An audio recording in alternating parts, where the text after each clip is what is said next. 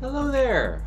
Welcome to LVLS Weekly episode 24, aka the E3 E-Cap. Wow. How about recap? Recap episode. I don't know what an E-Cap is. Sounds like a Mega Man power-up. So, basically, today I'm going to talk about the E3 experience. We'll rate the conferences, talk about games that I thought looked great, and then we'll wrap it all up with a nice, shiny Smash speculation bow. And then I've also got some pickups and some Femtendo news at the very end of this episode. So there's a lot to cover. So I'm going to just work through this as best as I can, and as best as I can remember. Could forget things, I'll try not to. But let's go ahead and let's go. So, started off with Summer Games Fest kickoff. Overall, I felt that Jeff's show was fine. I'll give it a C. Too much talking, which is usually my problem with conferences like that. I don't need to see 6-7 minute interviews. I just want to see game trailers. So, wasn't particularly thrilled with the format exactly, but on the whole, there was some good stuff revealed there. A lot of people were excited about Elden Ring. I'm not, but yay. Tales of Arise was shown there.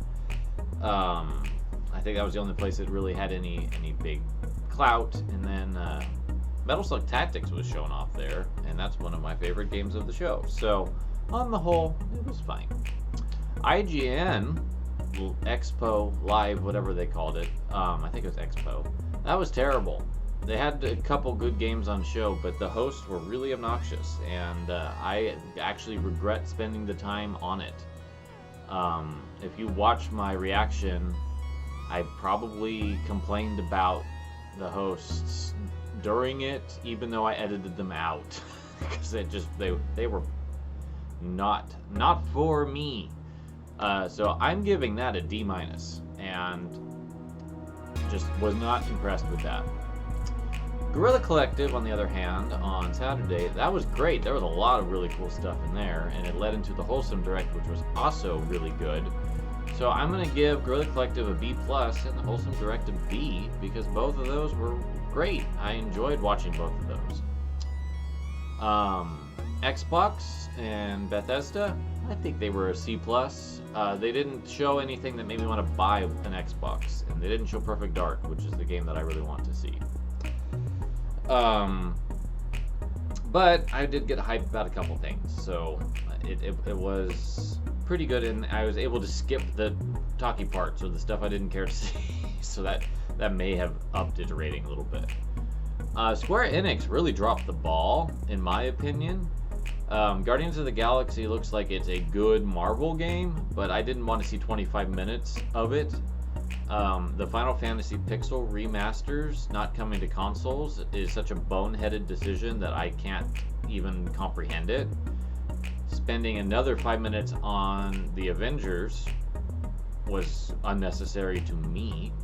I like the Life is Strange part. Babylon's Fall I didn't care for, and it ended on Final Fantasy Emo, and I don't care for that style of game. So I'm giving it a D because of Life is Strange, and Matt Mercer was a good host. So that's my thoughts on that. I didn't watch the PC Gaming Show or the Future Gaming Show at all, so I can't rate those.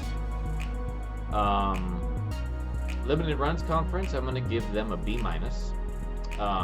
They had some pretty hyped stuff. They announced River City Girls 0, which is going to apparently be a remake of the Super Famicom game, what River City Girls was based on originally, as well as a little art teaser for River City Girls 2. Great. Also a lot more of stuff from Kunio-kun and that stuff, basically. As well as a bunch of Konami announcements, including Rondo Blood getting an actual PC Engine CD, or TurboGrafx CD, I guess, here. release, which is wild. Requiem is also getting a PS4 release, and then they announced that Contra is getting the Anniversary Collection released as well. That's all wonderful news. And then there's a couple other things that aren't immediately leaping to mind. Yeah. The Blood Rain was also a kind of a neat little thing. The Way Forward Blood Rain. Seeing that revived was interesting. It looks like they're putting in some work too, because it's got voice acting now. So that's cool. But there was a lot of stuff I didn't care for, which I guess is good for my wallet, because goodness knows I spend way too much money at Limited Run.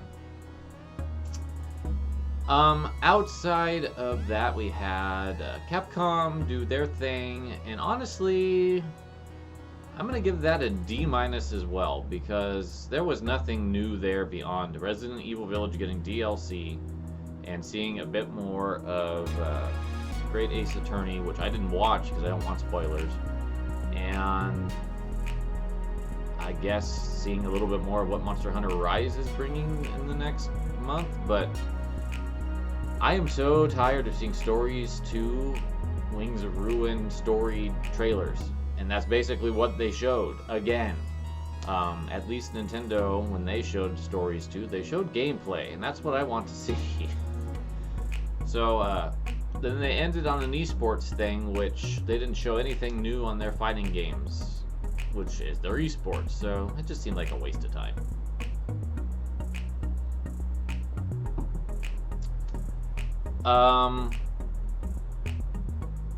Oh, I did actually watch the Future Gaming Show. I didn't remember it. I'm giving that a D because I barely remembered it. I just remember Laura Bailey and Troy Baker trying really hard, and Laura was doing fine, but Troy was going a little too hard. There was a couple games in there, especially towards the end, that were pretty interesting, but nothing that blew my mind. And then we have Nintendo. And Nintendo, I'm giving them an A-. I think Nintendo did a wonderful job. While there was some stuff I didn't care for, Rebellion's game, that just seemed like kind of like Nintendo needed a Left 4 Dead like rip-off in their conference too, so here's Rebellion's. And then, you know, Just Dance being there, like, I'm glad it was there so I could continue my Metroid Dread freak out appropriately. But in terms of what Nintendo themselves showed, I thought it was all great, even if not all of it for me. I'm not super into WarioWare or Mario Party or Advance Wars, but that's all the announcements were hype, so I can't complain, and they had some good third-party stuff too. So on the whole, A-. And we'll talk about that in more detail when I get into the games that I thought were the best of E3, which we're going to start now because I didn't watch the Bandai Namco thing. Alright, let's talk about the games. There was 25 games that I decided arbitrarily are my picks for the best of E3. We'll start with the runners-up. Advance Wars 1+2 Reboot Camp. Way Forward has been given a Nintendo franchise, and they're having a ball with it. It's very clear right off the bat. And it looks great. The animation of the characters looks phenomenal. The graphic design of the units looks great. The music sounds good. I've just never been a huge Advance Wars fan. But the way this is coming together, it's making me want to think about trying it again. So that's why it's here. The Garden Path. This is a really cool looking indie game. It reminds me of Limited Editions Club book, the Russian folk tales and the illustrations within. It's really evoking that vibe for me, and I really like the visuals. I probably would have actually popped it higher into a top 10 spot, but it was in the teaser part of the end. So it was like there was just a sizzle reel. There we go, that's the word I want. It was like a sizzle reel piece, so it was like 30 seconds, so there wasn't a whole lot to actually glean what this game is. So that's a little unfortunate, but I still think it looks really promising, and I'd like to learn more. Planet of Lana. looks great. It reminds me of another world in a lot of ways, and that's a good thing. Visually striking, it's all hand painted. Just, it looks really fascinating. I'd like to learn more about it. That was definitely a highlight of the Summer Games Fest kickoff. Skatebird. Skatebird suffered from overexposure. I feel like Skatebird was nearly everywhere this E3. It was sitting in the Summer Games Fest. It ended up landing in the Guerrilla Collective, I think.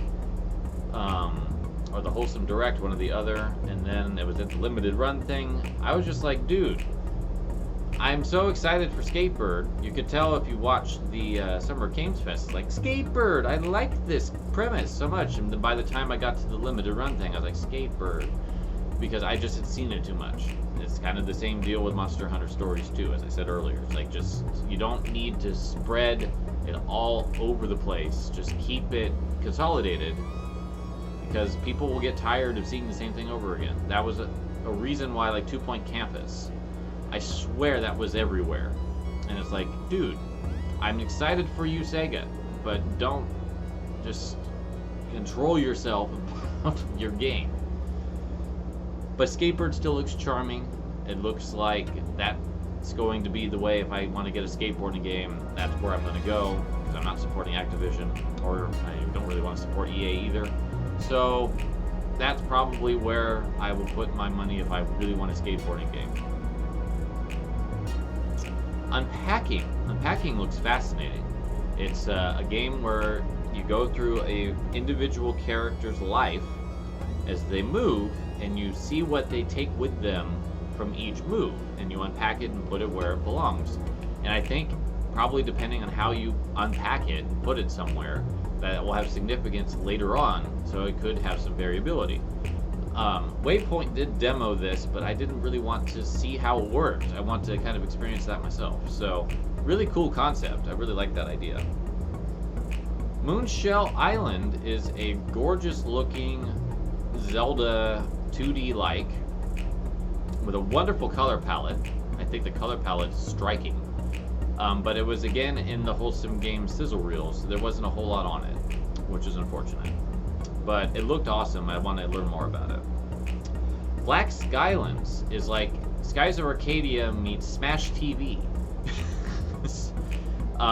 You're in an airship, and you fight space bugs, and apparently you can land and get supplies and build better equipment to deal with invading hordes.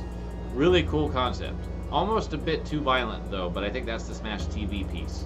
Because like the visual design of the game doesn't really evoke that level of violence from the bugs, but apparently that's what the designers are going with. So other than that, I think this is a really cool game concept, and I'd like to see more on it.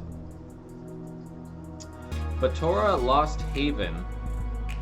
This game looks really neat. It's a little bit more of an action game, because it's like RPG meets twin stick shooter. That's kind of what they're talking about. I really like the art design of the main character. It's got really interesting ideas about puzzle solving, because it sounds like there's a physical and a mental self that work together to solve stuff, which I think is a neat idea. And it just looks nice and fun, and I'm curious to see more on it.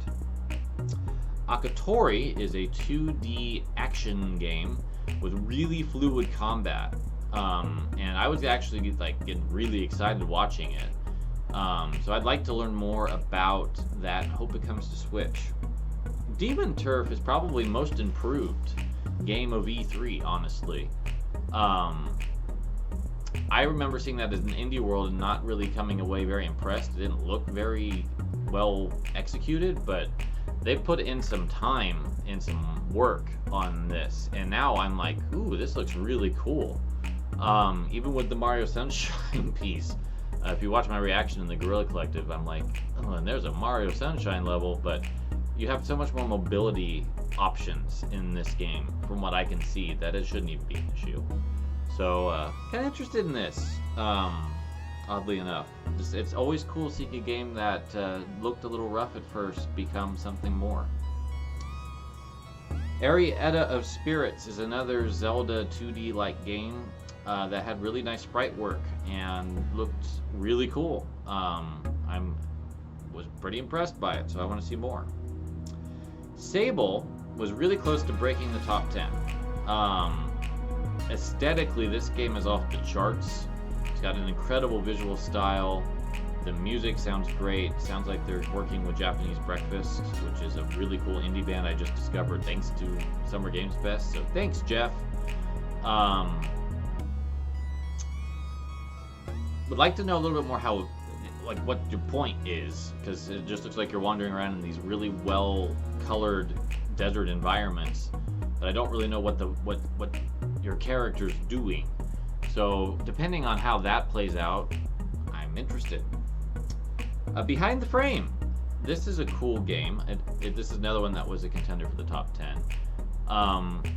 Beyond the kind of weird stocky element of this woman constantly staring at this old guy, which feels very COVID. It feels very COVID. Like, you're stuck in your apartment, so you just basically have to create your friends across the way and take more investment in how they live than you normally might, because you just don't have anyone else in your immediate life to connect to. So I'm assuming that's what this is kind of doing. But it looks like it's another example of the more narrative-heavy, working with words type of gameplay that I'm really into. It seems. There's another game that I think is doing it even better in my top 10. We'll get to that in a minute. Kokopa's Atlas. Now, no one's talking about this. I feel like everyone just kind of skimmed over this, but this is like one of the most visually impressive indie games that I saw at the Wholesome Direct. The texturing is off the charts, and maybe it might be a little bit too relaxed, I don't know, but it seems like a really visually stunning game that I'm curious to learn more about. I want to be a cat person and explore this world with my bird friend, so sign me up. The last game on the runners-up was the Gecko Gods. I thought this was a really cool concept of just, you're a gecko and you're doing a 3D action platformer game. Cool, love it. It'll be interesting to see how that concept goes. Now we're in the top 10, and we'll work our way up. So 10th place goes to Age of Empires 4, which I think was the highlight for me in Microsoft's press conference. I love the Age of Empires games, especially Age of Mythology. I think it's a wonderful series, and I'm just happy to see Microsoft realizing that it can count from 3 to 4. It's nice. It's nice to see it come back. I don't think it's actually coming to Xbox, but I'm pretty hyped about it anyway, so yay. Shin Megami Tensei 5 had its like real debut here. Got to actually see what the gameplay's like, and it's pretty awesome looking, not gonna lie. The difficulty factor is gonna be basically what gets me into committing to buying it or not. If it's got some difficulty sliders, I might be into it, but if it's like Shin Megami Tensei retro style, I might not, because I as I've said, I just don't have that patience to fight with the game anymore. I just want to experience and enjoy being in that space. So I love what I'm seeing. The main character design's rad, the graphic design is rad, the music is banging, gameplay looks cool. I just need to know if I'm going to be banging my head against the wall if I decide I don't really want to argue with monsters. Venice 2089 was one of my favorite indie games that was shown. I think this is a really cool looking game. It's a 2.5D platformer / narrative adventure game, and just looks really cool. I'd like to hope it comes to Switch at some point. Life is Strange is coming to Switch. This probably would be an actual top 5 thing for me if I knew how it was coming to Switch. Square Enix is being really mum on how this is happening. They haven't released any physical editions, so I'm concerned this might be cloud-based. like Guardians of the Galaxy is, and I hope it's not, because I really would like to play these sooner than later, because I want to actually have some ownership of this and not be dependent on the internet to play it. That's basically my argument. Dordogne, it's French, so I'm probably butchering that. I apologize. This is the other game I was talking about that's like beneath the frame. This is, you are a young woman who has come back to a place where she was living when she was a young child, trying to reconnect with that area through her memories, through her journals, through her tapes, through her photos. Such a cool idea. I'm really hyped to play this game. Not gonna lie, I'm very impressed with it. Top 5 time. Fire Girl. Best indie game in the whole Direct. In the whole E3, even. It wasn't in a Direct, it was in Guerrilla Collective. I want to play this. It has such a strong gameplay hook, and I am all about this Shovel Knight-esque firefighter doing all of this really cool looking rescue stuff with engaging gameplay, rescuing people, getting to build your base up and craft stuff. I'm all for it. I love it. Metal Slug Tactics was probably the biggest surprise of the show outside of my #1 pick, which will not be a surprise to you if you've been following any of my reactions or looked at my site lately. Did not see that coming. .emu's doing it. The art style looks great. It looks like they've taken the old sprites and tweaked them for this new format, and it looks amazing. I just wanted to get off of PC only and be on consoles. Breath of the Wild 2 is now my #3, and I am hyped for this game. I don't want to downplay my interest in Breath of the Wild 2, because it looks like it's taking everything that was great in Breath of the Wild 1 and taking it up like several notches. Being able to explore the sky, which looks beautiful. The storyline seems fascinating. Link's new arm powers look great. Why did we have to shove Zelda into a pit? It was like a middle finger to everyone who wants her to be playable. It annoys me to no end. That's why it's #3, because I feel like they could have just not shown Zelda at all. It would have been just as effective in terms of like narrative arc, and I wouldn't be mad. I'd be like, well, where's Zelda? What? And I think that would have created more mystique instead of like, just, you wanted Zelda playable? Well, there she goes. ProZD did a very good video, 8 seconds long, that basically epitomizes this feeling that I have. So I will include a link to it down below, so you can watch it. It's basically how I feel. That's why I'm not as hyped about Breath of the Wild 2. I just feel like that was just a big F you from Nintendo to my face, and to anyone that wanted Zelda to have a bigger role in this game. And it's just like, why? Oyuden Chronicle 100 Heroes is my #2. I backed this game, so I have a financial investment in this.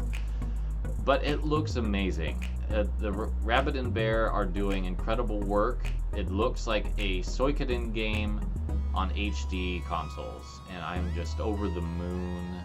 I love the way that the characters are interacting with the world. I love the battle engine. It looks incredible. I'm just so hyped for this. I'm so hyped for this. I really am. #1, Metroid Dread. The game that I broke the Levels Plus Weekly tradition of not cussing. But reacts are a little bit different. That's gonna happen. I don't like to cuss in these videos, but I do like to cuss when I react. So, I warned you. Metroid Dread looks amazing. I'm very excited about it. I've already pre-ordered the special edition and the amiibo. I'm so glad I took the day off to be able to watch that and be able to be ready for such a thing. I was hopeful. I was really hopeful. and I got my hope fulfilled. I'm so happy. So that is basically all of my E3 roundup. I'm going to talk about some stuff later on.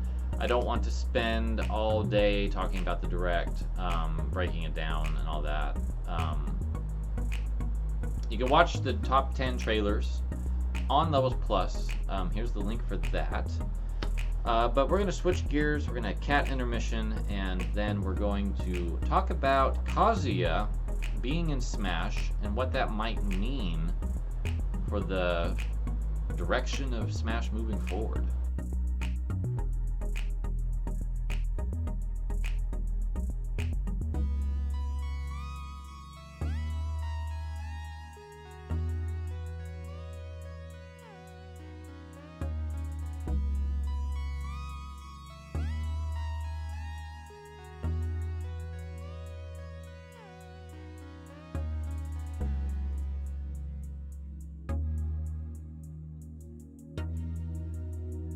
Welcome back.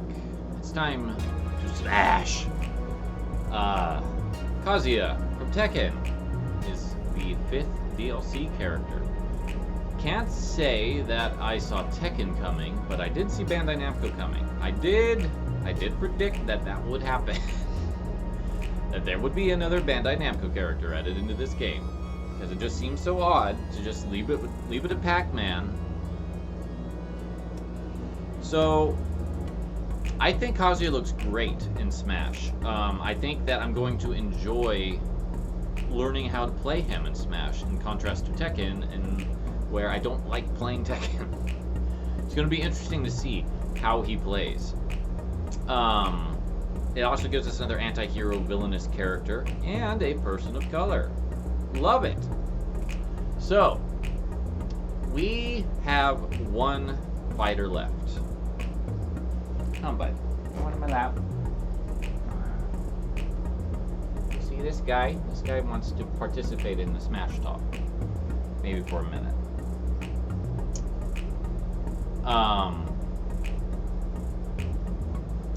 What's next? What could we expect with the very last character in Smash DLC Pack number 2, which is looking like, and all official discussion is saying, will be it. Who's the last character going to be? I don't know. I don't have a clue. I think it's going to be something that fans have really asked for, or a really big get. And honestly, at this point, this is my thought process. So I'm gonna throw out a few possibilities based on what I think could happen. None of them will probably be right.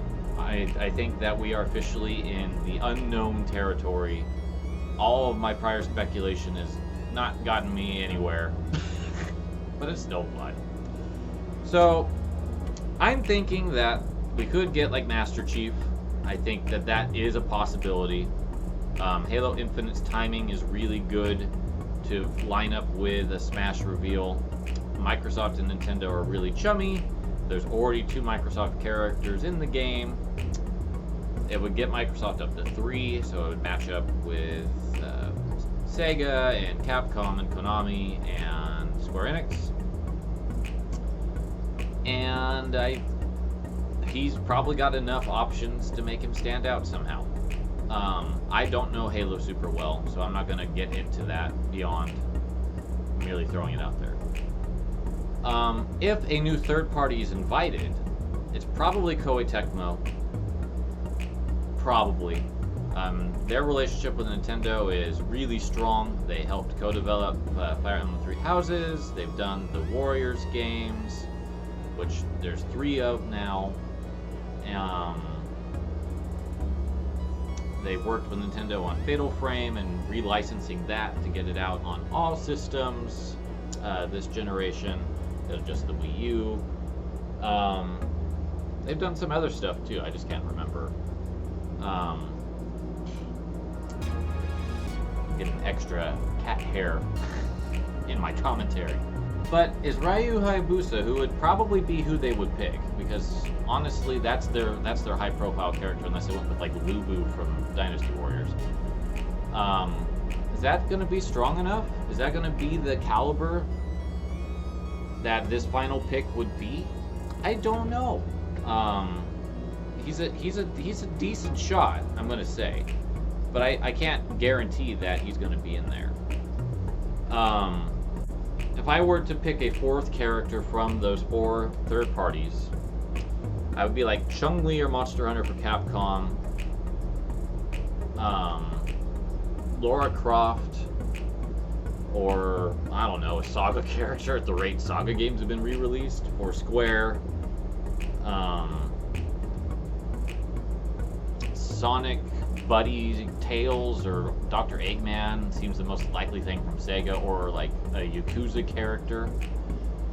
And then with Konami, I don't really know. I feel like with Metal Gear and Castlevania already there, and Bomberman's an assist trophy.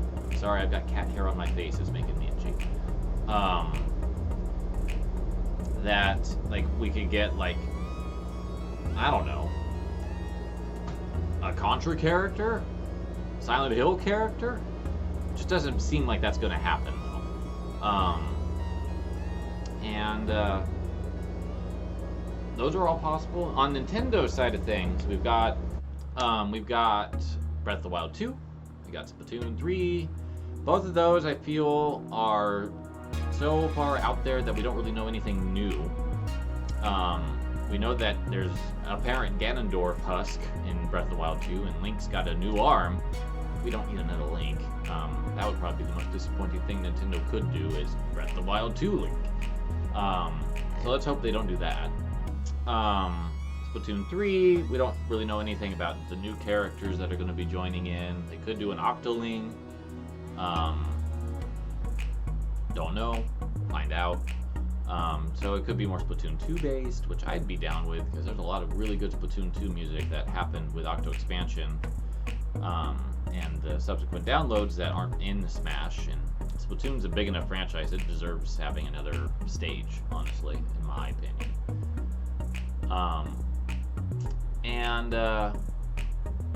We got Advance Wars being remade, and I think that actually would be kind of neat, because there's barely any Advance Wars representation in Smash. Long ago, there was an assist trophy, but that was removed. And there's probably a couple spirits, but I don't really remember what spirits are in this game. So that would be neat. I'd be down with an Advance Wars character. I think that'd be cool. But outside of that, it seems like where we go from there was like Speculation Town. We've got like Famicom Detective Club getting remade, and I guess Ayumi was at one point considered for Melee, but that would be a bit of a surprise if that actually came to pass.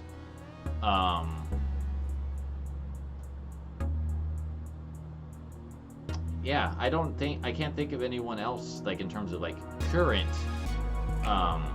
Nintendo, that could be tossed in there beyond Advance Wars. That just seems like the most logical thing to me at this point. But I'd love to see Mike Jones from Star Tropics get some love, as always. And, you know, I'm still slightly hoping that the Geno fans get their wish and Geno ends up being in the game, because of how much demand there's been, and he was considered for Brawl.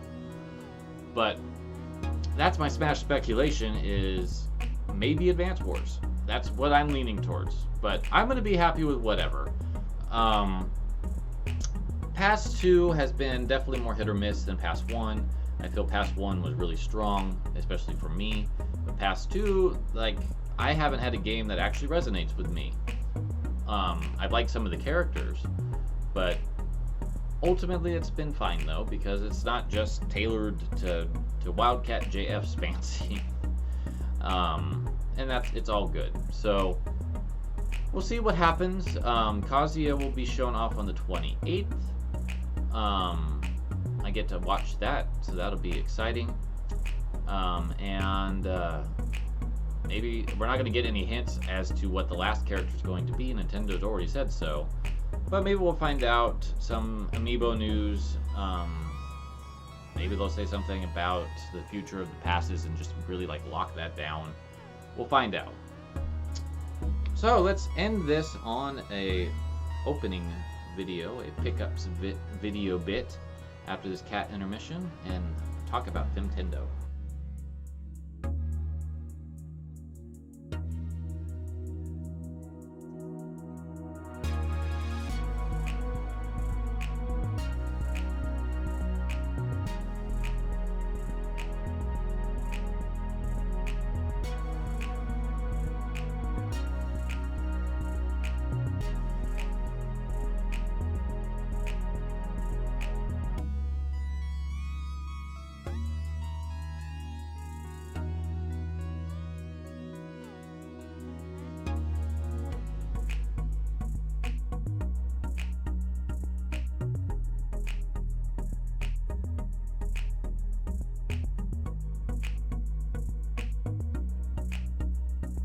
Hi, there we go. How are you? Yes, welcome to part 2. I got my box from Japan, and I hinted at this at some point in the many E3 videos, but I got the last thing I needed for Femtendo in this box, as well as a couple other things. But let's go ahead and open it up, see what we've got. Finn's excited. He just woke up out of a deep sleep to come hang out.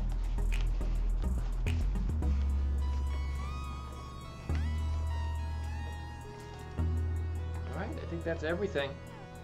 Alright, so what did I get? We got this game from Namco and Atlas. It starts with Erica, but I couldn't tell you the rest of it.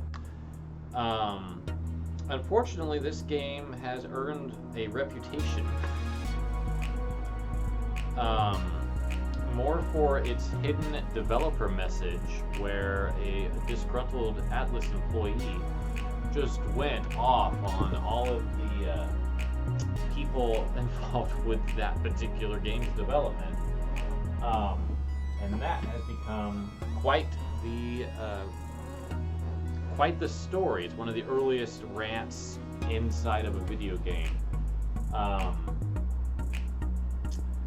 But I bought it not for that, but for Erica, I'm assuming, the young woman there.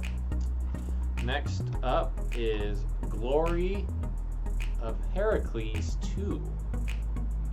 She's a little hard to see here, but on the left there is a woman who is essentially a statue, apparently, that can join your party. And then last and not least in terms of the carts is Nightmare 2, Maze of Gallius from Konami. This is kind of an exception. I don't normally get ports from MSX games, but this one is interesting because it's a two-player, well, there's two playable characters in it, I should say. And one of them is a woman named Aphrodite. And honestly, over Konami's long run on the Famicom, they didn't have a lot of playable women, so I thought it was a bit notable. So this big thing here, this is the last item for Femtendo Book 1 from Japan, Soisho no Dragon. This is from Square, under their DOG label. And this is what's really cool, is that it's complete with a guidebook, with a bunch of art of the characters. So this is like super rad. And it's a Famicom Disk System title. So here's that. This was the most expensive one out of everything today. This was 60 something. But this was above and beyond my wildest dreams in terms of acquiring this in this format. The last item down here is Soiken Psycho Caliber. This is from Wavejack, and we haven't had a Wavejack game on here yet. But Wavejack released a few games in these really neat boxes. So this is almost like the early model of a deluxe edition game. So it comes with a guidebook with a bunch of art in it. That's pretty neat. This label goes on the side of the box. There's a couple what appear to be postcards for maybe getting more games. There's a manual.